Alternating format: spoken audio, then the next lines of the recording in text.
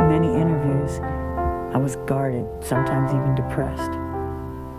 But there were moments, certain questions or people that made me smile genuinely, and I really enjoyed those moments. They felt honest, and they came from the heart. And for a few moments, I felt seen. The truth of what really happened, this kid, don't look at me, Frank. The kid tried to, don't make faces. Your wife, Debbie, now expects a child. A simple yes or no. Can I say I'm not sure? Really? Wait, no, don't. You said it. She may be pregnant. When will you know? You brought this on yourself. When will you know? I asked you a simple question. Please. Do you like being a father? I love it. When he's crying, to keep him from crying, What? I have to stand in front of him and dance. Really? Yes. And he stops crying. His tears turn to laughter. And do you do your moonwalk with him? Yeah, I do all kind of moves. You move, and then he and he stops crying. He stops crying? Stops You must do crying. a lot of dancing. I do a lot of dancing, yeah. At this age, you're 24? 30. 30? No, 20. Watch this, Mike. You ain't gonna believe it. You're not gonna believe it. Okay. You can let it out. We rock that, baby. We rock that. Yeah. Can we do it all over? You know. You get to a certain level, and they start creating these crazy stories, making you out to be not normal. What is normal? For me, is when you do a concert and you see a sea of people singing the lyrics, all in unison, and holding up candles, and go, wow. You know, it just really makes your heart happy, and that's what really makes you feel like everything's okay. He said to me that he's Peter Pan, you know, and I feel that way too, and I guess we have the same feel about life, and I don't see him getting older. It's like that expression, you're not getting older, you're getting better, you know. He'll never get old, because he's a boy at heart. Magic. Tell us more about how you see yourself. How I see myself? Yeah. You have to tell me. No. I try to be kind and generous and to people and to do what I think God wants me to do. Sometimes I pray and I say, where do you want me to go next, God? What do I do from here? So I'm very spiritual in that way. I always have been, though.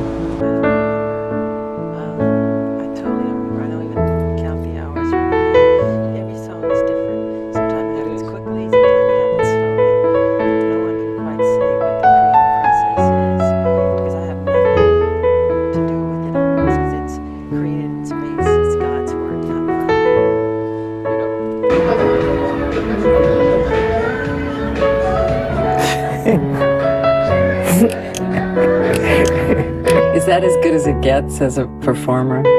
Gee, if I say no, I'll sound arrogant. I don't think I'm ever pleased with my performances. Never. And after that performance, I wasn't happy either. So I wanted to do the 5 spins, then go on the toes and freeze there, just hold it and stay there, you know, and I didn't. But I was angry about that, actually, real disappointed.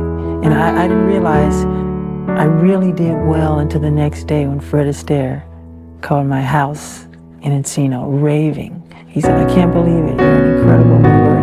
I was, oh my God, I think maybe I did well. Well, did the real Billie Jean know the song was about her? Did you ever hear from her about it, Amy?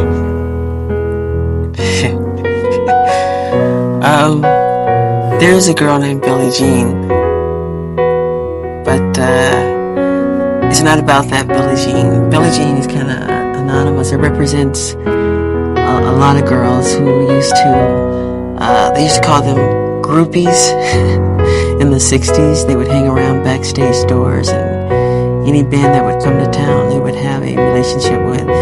And I think I wrote this out of experience with my brothers when I was little. There were a lot of Billie Jeans out there. Have you ever been in love? Yeah. With Brooke Shields? Yes, and another girl. And another girl? What's the very best thing, Michael, that could happen to you in terms of your career? To continue writing songs and more platinum and triple platinum and making history and breaking records. I love to create. When I'm not creating, I'm not as happy. In fact, I get down and out. I like to stay busy, and I'm very thankful. What do you want the world to know about you most? I asked Liz that of you. What do you want them to know? Like to be remembered for? Well, not be remembered for. What about known for now? Forget remembered. Oh, known for now as to be an artist, a great artist. I love what I do, and I would love people to love what I do and to be loved. I just simply want to be loved wherever I go, all over the world, because I love people of all races from my heart with true affection. How do you feel about the song Bad? We talked earlier, and I told you that I like the song Bad because it's really all about you. You are the baddest when it comes to the record industry.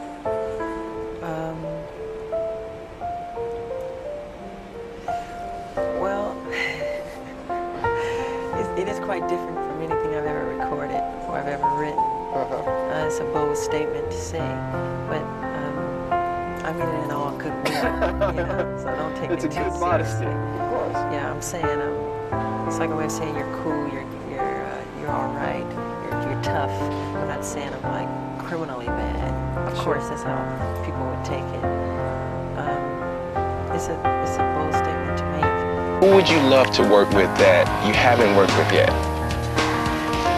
It would probably be somebody like Tchaikovsky or Claude Debussy, an artist that, is not around anymore.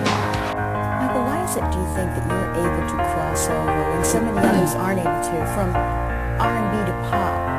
I mean, it's like a natural for you. You have something within your records that everybody just loves. Boy, I couldn't say. I just created it, and I'm honored that the public enjoy what I do. I couldn't explain why, the anatomy of why it happens. There's a formula? Not that I know of. It's my heart. I put my heart in it. You put your heart in it? Yeah. How does it feel when you go in to do a concert somewhere and literally there are tens of thousands of people that are rushing over to you just to get a glimpse? It's a wonderful feeling, especially when you see them smiling, and I love the fans. I think it's very sweet. I felt thankful, so that's how I feel. I really do. I don't take any of it for granted. Oh my God. Do you remember that? Oh yeah. I remember that set, the whole moment. You do? Yeah. What was in his mind? That the whole world was like watching, and it was alive. Actually, we produced this one together. Okay. And it just was a wonderful song. So it was really done. He's a wonderful artist. It's a truly beautiful song. I mean, the first time I heard it, I immediately. I mean, was that the type of impact when you heard it too? Yeah. For me, I always have to hear it twice. 2 times? Yeah. 2 times? Even if I love it, I want to hear it again. But I loved it. Michael, have you ever had stage fright? Kari from the Bronx. No, I don't remember ever being afraid to go on stage. I'm more comfortable on stage than giving this interview right now. I saw you laugh when you saw yourself singing Baby, Baby, Baby. Yeah, because James Brown, I think James Brown is a genius, when he's with the famous Flames, just unbelievable. And I used to watch him on television, and I used to get angry at the cameraman, because whenever he would really start to dance, they would be on a close-up, and I couldn't see his feet. So I would throw things, I'd be angry. I said, show him, so I could watch and learn. So he was a big mentor for you, Phenomenal. obviously. Yeah, phenomenal. Of all your videos, when you think back, what is Michael Jackson's favorite video? My favorite, probably something like Thriller or Smooth Criminal, like kind of rough edge. Yeah. We're gonna do more of that kind of stuff. You gonna do some more stuff like that? Yeah. Oh yeah. To ask you this, so many mothers in my audience have said to please ask you this question. Yeah. Why do you always grab your crotch? Why do I grab my crotch? Yeah, why? We think you got a thing with your crotch going on. I think it happens subliminally. When I dance, if you're a dancer, you know, you're just interpreting the sounds and the accompaniment of the music. If there's a driving bass, you become the bass. If there's a cello, if there's a string, you become that. So you become the emotion of what that sound is. Okay? So if I'm doing a movement and I go bam, and I grab myself, it's the music that compels me to do it. It's not saying I'm getting ready to grab down there and it's not a great place. You don't think about it, it just happens. Sometime I'll look back at the footage and I'll go, did I do that? Despite the glare of the media attention, and even the day that I was there and you invited the inner city kids there, what's it like to have the kids there? Why do you do that? I wanted to ask you that question that day, but I pose it to you now. Why? Why do you, when you see those kids, tell me what's going on. Because I think I've traveled the world over 8 times around the world, and I go to hospitals. I do as many hospitals and orphanages as I do concerts. But of course it's not covered. That's not why I do it for coverage. I do it because it's from my heart. And there are so many children in the cities who've never seen mountains, who haven't been on a carousel, who haven't petted a horse or a llama, who've never seen them. So if I can open my gates, and those gates open, and that bliss, an explosion of screaming and laughter from the children, and they run past the bridge, they run on the rides, I say, thank you, God. I feel I won God's smile of approval, you know, because I'm doing something that brings joy and happiness to other people. Tell me what the children mean to you, your own children. They mean, it's hard to put it into words because they mean everything, the way you would explain how your children make you feel. I mean, they're the world for me. I mean, I wake up and I'm ready for the day because of them. I give them breakfast, I change diapers. If they want to read, we do a lot of reading. We play hide and seek, we play blindfold, and have a wonderful time with them. And when you are, for instance, when we were here before to shoot that commercial, you were preparing for the Super Bowl. You were supposed to do this with me. I don't know how to do this. You know I don't know how to do this. You know what? I mean, all the things ever printed in the tabloid, the only thing's ever been true is when they said I couldn't dance. Now that is the truth. When we were here the last time shooting the commercial, you were like in between shots, running off, conceiving the dance, choreographing the dance. You were up all night dancing. On the Super Bowl? Yes. Yes. Well, I'm never satisfied. Even when I see something that I've done and people say, oh, it was phenomenal. When I did Motown 25 and I did the moonwalk for the first time, I was backstage crying afterwards because I was unhappy. You cried after Motown 25? After Motown 25. But then as I was walking to the car, there was this little boy, he was like 12, he was a little Jewish kid, and he said, you're amazing. Who taught you to ever dance like that? And for the first time, I felt I did a good job because I know children don't lie, and I just felt so good about it then. You felt so good, you probably wanted to say, And you've been making music since you were 5. Yes. So you're in your 5th decade. That's 41 years of making music. Yes. You ever get sick of it? No, not at all. I never get enough of it. Really? Really. Do you ever get sick of Randy? Never. He's here, ladies and gentlemen. That's No, never. He's wonderful. He's been very supportive and amazingly brilliant, really. Tell us more about how you see yourself.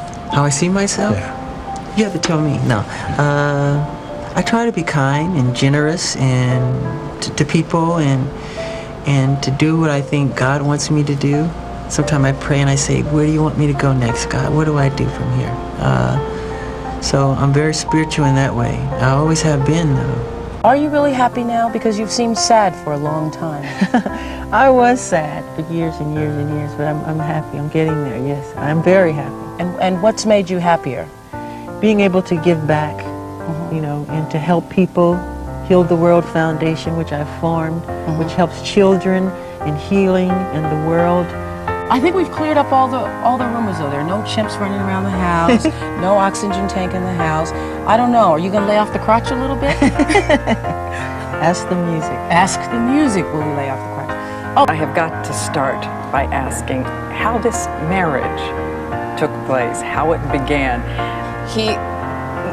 Go ahead. You want to say what happened? No, later you can with, say. You have a good memory. No, you said you were going to say it. Our first argument here on this hour. Who proposed? I mean, how did marriage actually get discussed? Well, at first, this is what happened. When she was 18, I used to tell my lawyer, John Branca, do you know Lisa Marie Presley? He'd go, well, I represent her mother. I go, well, can you get in touch with her? Because I think she's really cute. He'd laugh every time. He goes, I'll do my best, that's what he'd say. Then he'd come back, I said, well, did you find out? He said, no, there's nothing. So I would worry him about this all the time. The next thing I noticed, there's a picture on a magazine cover where she's married, which really tore me to pieces. And then, really did, because I felt that was supposed to be me. I really did. And what was the countdown to your marriage? Tell me who said the word marriage first. I did. He did. I did. When? Where? On the telephone. Oh, yeah, yeah, on the telephone. He first asked me. When? We were dating now for 4 months. Right? 4 months? I don't remember. Well, anyway, we were spending a lot of time together. I don't know how I didn't manage to get in the press because we weren't hiding it. I was in Las Vegas, we were in Neverland, we were everywhere. I went to Atlanta, we were in bookstores, we were not hiding it. And you said yes right away? I was separated for 4 months, and he said, what would you do if I asked you to marry me? And I said, I would.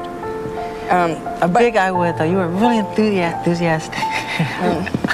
I have to ask you this because I can only imagine I want you to sing something a cappella for me if you can. Oh, no. What can I sing? Who is it? You know, that whole, do that little beat thing. Since we're here in the theater. Oh, boy. What could I sing? Who is it? Where did that he thing come from? It just comes out of singing. Wait.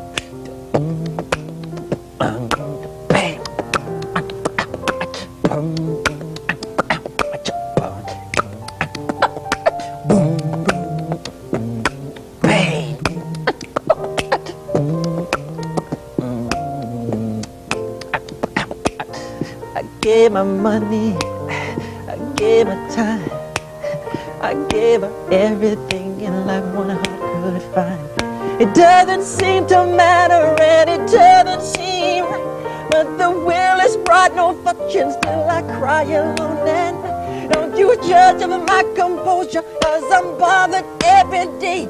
And she didn't leave a letter, she just fucked and ran away. Ow! Fabulous.